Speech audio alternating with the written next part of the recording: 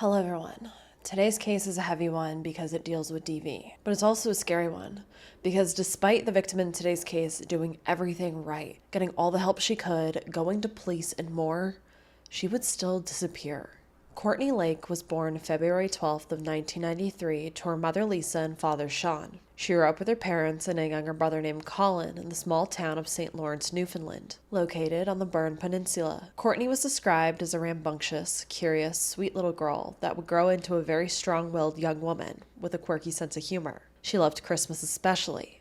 Eventually, her parents would separate, and so Courtney, her mother, and her brother would move to St. John's, the capital of Newfoundland, to be closer to family. They'd specifically settle into the Mount Pearl area of St. John's. As Courtney got older and she began dating, things would start taking a turn in her life because she ended up getting into multiple bad relationships. At 17 years old, Courtney would give birth to her son Oliver from a guy named Jason Pike, and she was said to be a very dedicated mom who loved her son.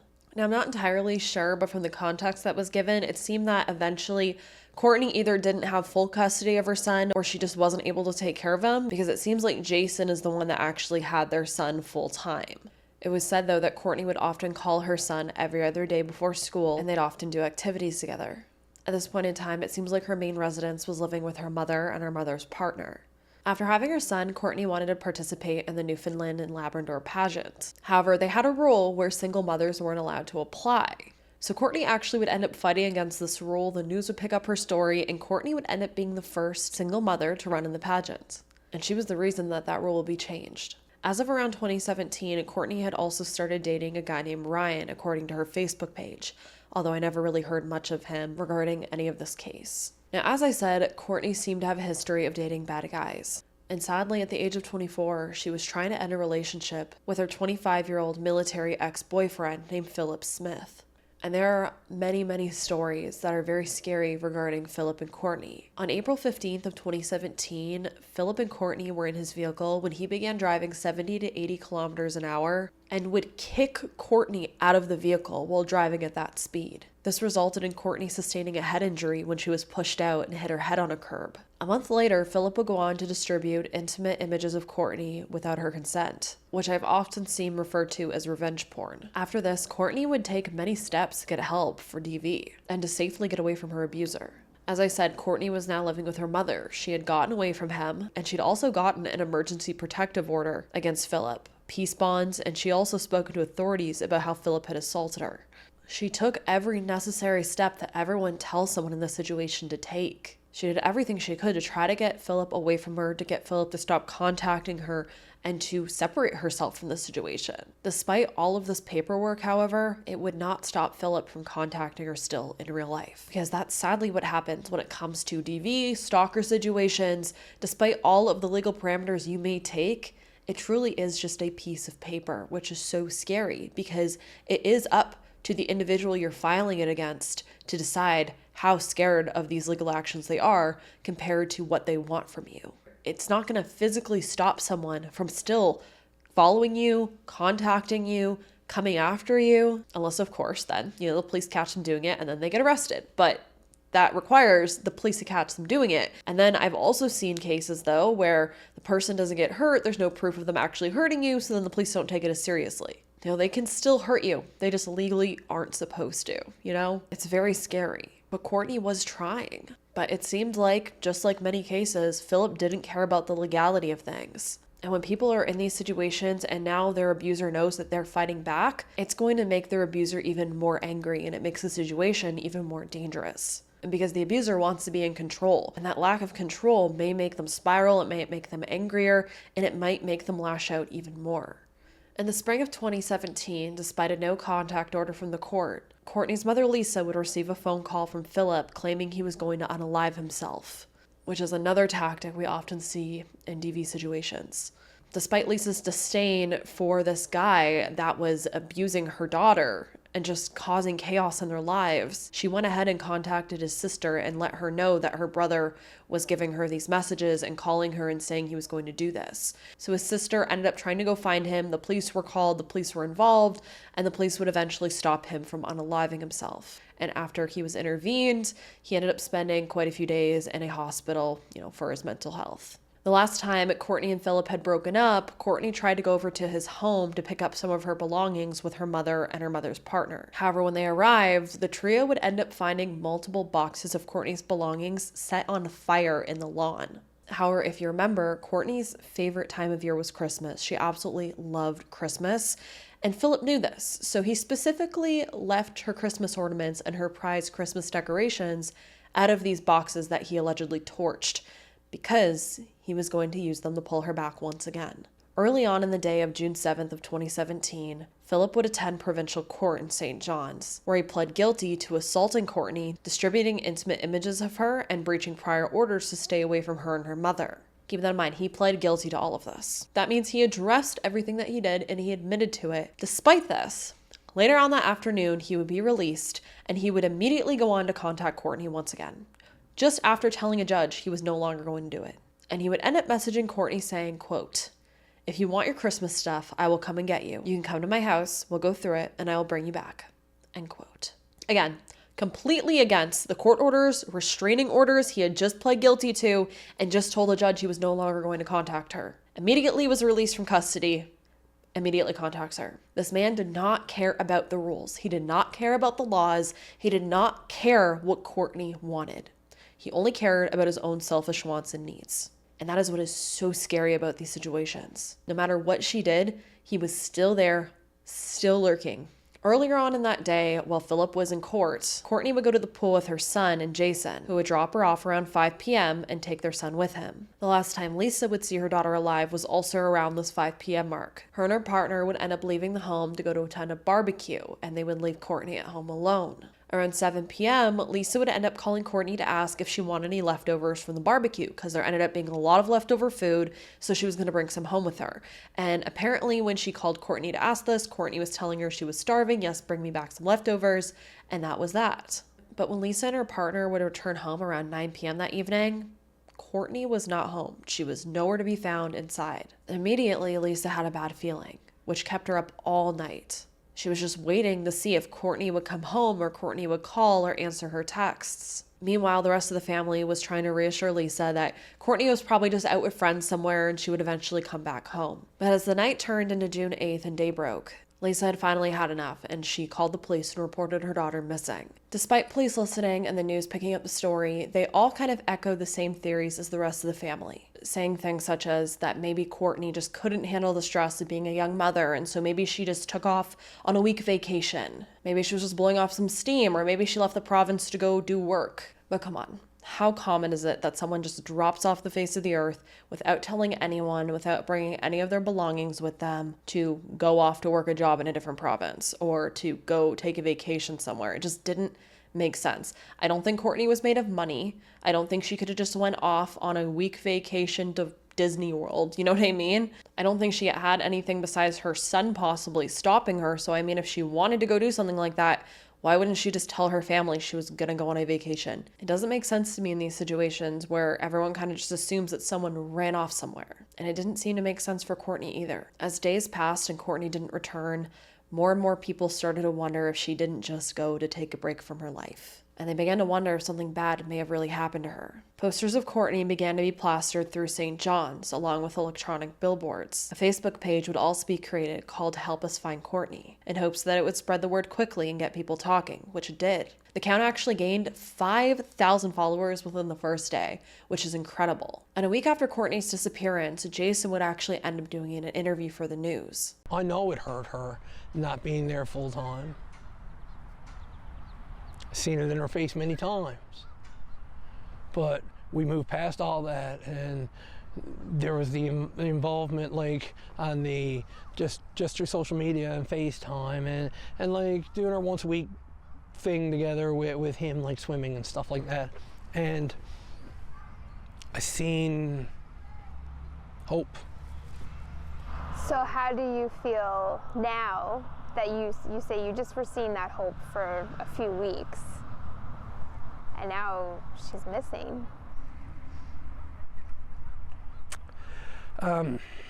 Sorry. Feel a little cheated. Because you know you want something for so long, and then you finally get there, and it's so close. and things are finally starting to feel settled, and it's just like, poof. Like how'd that happen? How does that happen?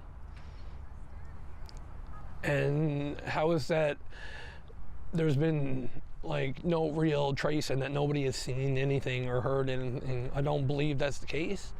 I think that there's somebody out there that knows something, and I hope that it's only a matter of time. And when I say time, I'm hoping sooner than later than somebody comes forward. Because aside from everything else, my son asks questions. He's 6, and he's got a routine, you know? He's used to talking to mommy at least every other day on FaceTime or on the phone. Even before school in the mornings, she'd sometimes call. And whatever differences that me and her had like in our lifestyle over the last few years, that all washed away when you'd see how that child would light up for his mother, because there's that innocence of him, you know, like she's always going to be mom, and he knew, like he's a very smart child, and he knew that she tended to be inconsistent, but he still loved her a lot, and they had so much fun together, like, and she did adore him. But now, like, it's become more of a matter of trying to shield him from it, and everyone's asking questions and nobody has the answers, and if everybody out there that's on social media and just in general life feel like they're unsatisfied with the answers they're getting, you can imagine how I feel. You can imagine how her mother feels. You can imagine how her grandmother feels, and both of her aunts who are working tirelessly to raise money for like rewards towards information, and it's just like everybody is like sat around with their hands tied, unable to really do anything, and the frustration is just growing, and there's just no answers. Searchers would end up heading out to the Goulds area of St. John's to canvass, which was south of where she'd last been seen at home. People were out on ATVs and waterways would be searched. Police would also put out a call for action for residents or businesses to search any of their dash cams or surveillance footage they may have, in hopes that they would see something unusual or capture Courtney possibly on it, so that police could have some idea what happened to her. And it would turn out that one person did. CCTV footage from a home on Courtney Street would show her leaving the family home on foot around 7:52 p.m. that evening. After this, a Metro bus parked down the street would capture Courtney walking along Missioner Avenue at around 7:54 p.m. A black GMC truck then pulls up next to her. Courtney then gets inside the passenger seat, and then the truck pulls a U-turn before driving off camera. Now the question everyone had is, who was driving that pickup truck? And why did Courtney get into it so willingly?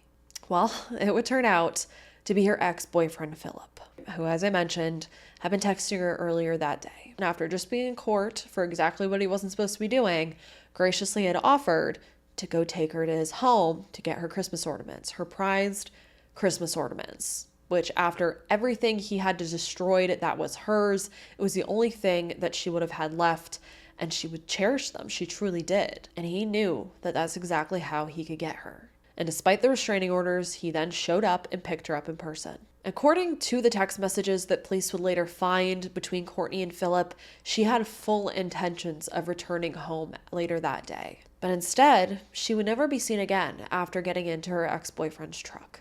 Just days later, when they figured all of this out, they would end up arresting Philip for breaching that no-contact order. In a written statement of facts, Philip would even admit that he was the person to pick her up that day. But on June 12th, Philip would once again be released into the public on conditions, including to stay away from alcohol or any place serving it. And just 2 weeks later, police would end up catching Philip sitting on a patio at a Jack Astor's with a woman, and he was witnessed drinking beer with this woman. Later, they would follow him to an Irving location on Torbay Road, where he was observed purchasing a dozen beers. And once again, Philip would be arrested for breaking his conditions. It's like He never learns, and the courts don't learn to stop letting him out. Like, this guy just doesn't care. You slap anything on him, and as soon as you release him, he's going to go right back to doing what he's not supposed to be doing. But thankfully, this time, the courts learned their lesson, and they would end up sentencing Philip to 3 months in jail for breaching his conditions. As you can see, though, Philip needed to be in control. I think that if anything, that is clear. He didn't care what any authority told him. He didn't care what anyone else told him.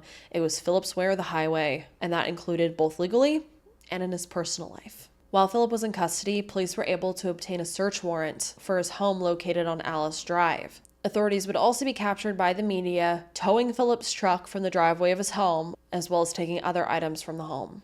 At 10:32 p.m. on June 27th of that year, Lisa would receive a phone call from a private number. When she answered it, it turned out to be the lead detective on the case saying that he needed to come over and speak with her in person. Lisa saying, quote, Tom, the lead investigator, put both my hands on his and he said, Lisa, we haven't found her, but we know she was murdered. So I said, who did it? And he said, I can't release to you who did it, but this person has court orders to stay away from her. I said, Philip Smith, God damn you. End quote. Now, understandably, Lisa very much so regrets answering that phone call that Philip made her in the spring where he was threatening to unalive himself. It's just such a tragic situation because you think that would be such a good deed that she did, but then just months later, he ends up allegedly kidnapping and murdering her daughter. And sadly, it's just left her with this turmoil inside. Like, if she hadn't have answered that call and gotten him that help, her daughter may still be alive. I just can't imagine the guilt someone would have over something like that. You know, Lisa just being a good person. She was trying to save someone even if she didn't like that person.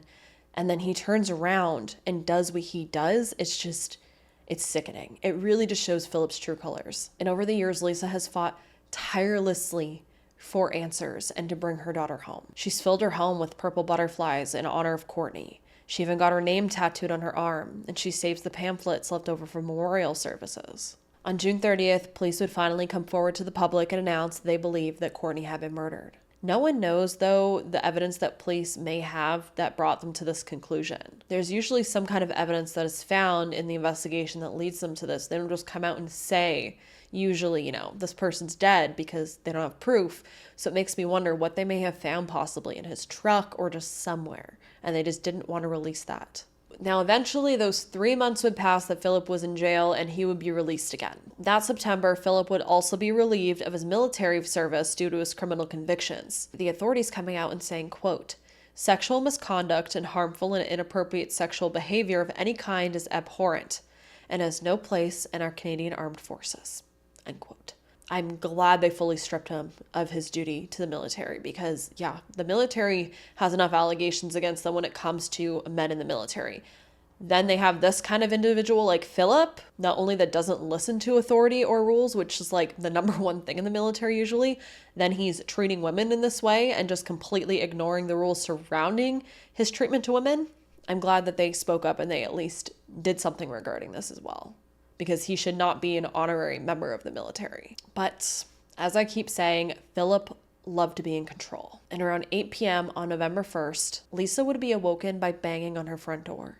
This time, she would open it to find 2 officers standing at her doorstep. And apparently these 2 officers she had gotten very close to during the investigation, to the point that these officers were like family to her, she said. And these 2 officers would end up informing Lisa that Philip was dead, and he had successfully unalived himself this time. Now, Philip didn't leave a note. He didn't admit to what he did. And before he took his own life, he did not tell anyone what he did with Courtney or her body. Meaning that Philip needed to be in such control. He was such a big piece of shit, in my opinion, that he even went to the grave being in control of the situation and depriving her family of answers. Now, I like to cover cases that are unsolved, and Courtney's case is unsolved, but we seem to have someone here that holds the answers. That is now gone. We kind of have a suspect in this case that seems extremely solid. So why am I talking about it right now? Well, that's because police believe that despite Philip being gone, they believe that he told other people information that could lead to Courtney still being found. They believe that he may have confided in certain individuals that just aren't speaking up.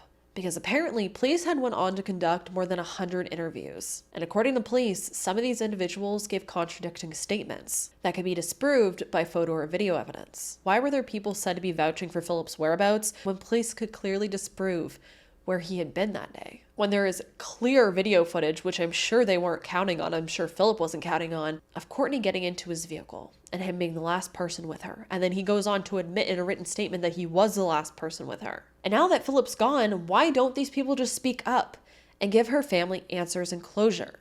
I just want to identify that during the course of our investigation, we've obtained in excess of 100 interviews. I'm satisfied to say that based on my review and speaking to my investigative team, I am of the belief that some of these persons who have been interviewed have withheld information. I am also of the belief that persons who have been identified in our investigation have not spoken with my investigative team. Lisa said that after Philip unalived himself, she had to break the news to her grandson, to Courtney's son, who heartbreakingly would say, quote, "Well, Nanny, you know what? He won't hurt any more mommies," end quote. To just think that this little boy who wasn't even 10 years old yet knows that his mom is missing and knows that this Philip character most likely is the one that did something to her. And then for him to say that, you know, he can't hurt any more mommies is just so heartbreaking. This poor little boy who, as of now, is almost a teenager, if not a teenager by now as I'm filming this video. And he is also someone that still needs answers. Answers as what happened to his mom. Now, Philip unaliving himself actually plays a bigger role in trying to find Courtney as well. Because the night before Philip was found, he ended up calling his family members where he ended up telling them he was going to go do it. Just as he had called Lisa in the spring of that year and did the same thing. So his family ended up calling the RCMP, who went and put searchers on standby at midnight. Around 3 a.m. on November 1st, Philip's body would end up being found by search dogs in the Bellevue Beach area, about an hour west from St. John's. And it would turn out that Philip's family actually had a cabin in this area, which made everyone wonder if Philip had gone to this area to unalive himself, could he have possibly also taken Courtney to this area and done something with her there? Could they find her body in this area then? Could he have buried it on the grounds of his family's cabin, or at least somewhere in the wooded areas surrounding? And apparently this area also hadn't been searched yet. Some search is underway in the Bellevue Beach area today, the biggest search yet in connection with the homicide of Cortney Lake. And it comes almost 6 months after the 24-year-old was last seen. Here and Now's Megan McCabe has been on the ground with the searchers all day. Megan, why the focus on that particular area? Hopefully to bring peace to Cortney Lake's family and all of the many people working to find her body, including all the searchers here today. Police say they got new information about this particular area, the abandoned Smallwood farm here in Bellevue Beach. Information that's credible enough for them to bring in 5 volunteer search groups. Almost 90 searchers have been combing through the land and the woods surrounding this area today, along with the RNC search managers and an RCMP officer working together on this massive endeavor. And I'm told they've been organizing this search for the past week. With such a large area out here this time, the association brought 5 teams. Every team from Clarendon East is here represented, and it's to make sure that we cover this area as methodically as we can, to make sure that if there's anything here to do with her disappearance, we find it. And Megan, do we know if they've found anything? Unfortunately, they haven't found anything yet, although RNC Sergeant Paul Didham says they have identified a few areas of interest that they're going to come back to tomorrow. They also searched all the structures on this farm, but they didn't find anything there either. Now, today's search comes exactly 1 month to the day since searchers were going through the woods just down the road from here on the family cabin of Philip Smith. He's Cortney Lake's ex-boyfriend. If you remember, Smith killed himself and police found his body in the early morning hours of November 1st, and searchers then spent the day in that area but said nothing turned up in connection to the Lake homicide. And police say Smith is the only suspect in her murder, but they believe that other people out there aren't sharing information. So Megan, do we know if anyone has come forward? Unfortunately, they haven't found anything yet, although RNC Sergeant Paul Didham says they have identified a few areas of interest that they're going to come back to tomorrow. They also searched all the structures on this farm, but they didn't find anything there either. Now, today's search comes exactly 1 month to the day since searchers were going through the woods just down the road from here on the family cabin of Philip Smith. He's Cortney Lake's ex-boyfriend. If you remember, Smith killed himself and police found his body in the early morning hours of November 1st, and searchers then spent the day in that area but said nothing turned up in connection to the Lake homicide. And police say Smith is the only suspect in her murder, but they believe that other people out there aren't sharing information. We don't know. All we know is that this new information led police to focus on this spot. And, you know, they really are focusing here with so many resources concentrated. We actually got an inside look at their command center today, including a look at drone footage as it was being captured, with this drone going through the grid and even picking up field mice on the ground, while searchers were very, very slowly going along lines, searching the ground and up through the trees, as with each step that they took, like along this whole area. So basically this is the overview of the map that the area is being searched. What you look at here when you see all these lines, different colored lines, those are search teams that went out earlier today. So as you can see, it looks very congested. There's a lot of colors on there. Every line you see there is not just one person, that's a team that's out there searching. So it could be anywhere from 4 to 8 people, depending on how big the line we want to search. And so that's, as you can see, it's very well searched. The entire area, as you can see, is a fairly large area, like Mr. Blackmore mentioned earlier, about 13 acres.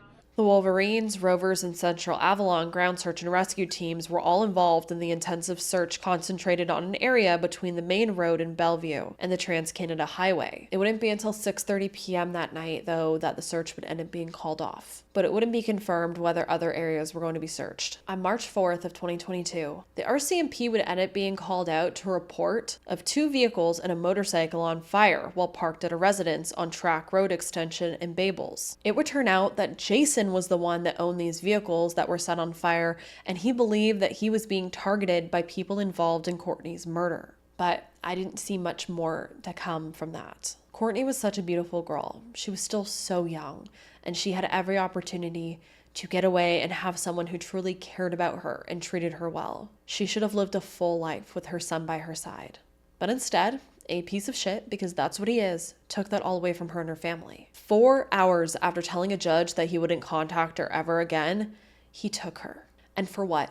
Because she wanted her Christmas ornaments back? And then Philip couldn't even tell her family what he did to her before he took himself out. He couldn't even give her family a little bit of peace, her son a little bit of peace. Instead, he left them with no answers, no closure, and no funeral. There is a gravestone for Courtney that sits without a body under it, and one day her family hopes that they can bury her there. Please believe that someone out there still may have answers that this family needs. So if you know anything, please come forward, or even do so anonymously, and give this family some closure. Help them bring Courtney home. Her family deserves it. Her son deserves it. Courtney deserves it. She was a young woman that did everything she thought she could do to get away from this individual. Despite her doing everything in her power to try to stay away from this guy, again and again, he was still allowed to have contact with her. He was still allowed to manipulate her. And it's absolutely heartbreaking that all she wanted was her Christmas ornaments back after he destroyed everything else that she owned. And he used that to manipulate her and to take her and to do whatever he ended up doing to her. And I can't imagine how scared she probably was, how betrayed she probably was over and over again with this young man. But there needs to be change, and there needs to be talk on situations like this. I'm sure this happens far more often than we know, far more often than it's talked about. And sadly, Courtney probably is just a drop in a bucket. So if you can please go show this family support, go show them love, and if you can please bring them answers, please do so. It hasn't been that long. This case could be solved. Someone out there knows something, they're just not saying something. So I know this is a very heavy case, not that any of these cases are light, but this one in particular just seemed a little extra heavy to me. So let me know how you feel about it down below. Let's have a conversation. Please, please, please do not victim shame Courtney for getting into Philip's truck. She was manipulated by him. She had been experiencing DV with him for a long time, it seems like. And the fact that she ended up getting into his vehicle, making the choice to be in contact with him again after everything he had put her through, that is the cycle of abuse. It takes multiple times for a victim to finally get away and break that cycle. And she had already done everything she had tried to. All she wanted was her ornaments back. That's all she wanted. And he took advantage of that. And he did something to her. She did not deserve whatever happened to her. We should be blaming Philip, who shouldn't have been doing any of this to her in the first place, and then blatantly disregarded all of the court orders over and over again. He should never have contacted her again, yet he continued to do so. But again, I'm sure Courtney didn't get into that vehicle thinking that something that bad was going to happen to her. And I'm sure there are many other people out there that also thought, After all of the court orders and everything, he wouldn't do something so bad after. But he did. And now here we are with no answers for her family. So, I'm gonna end my rant now. Please just don't leave hateful comments towards Courtney. And for anyone out there, if you're in a bad situation, know that there are people out there that want to help you. There are people out there that believe you. As always, I hope you'll stay safe out there, lock your windows and doors, and I hope to see you in the next video.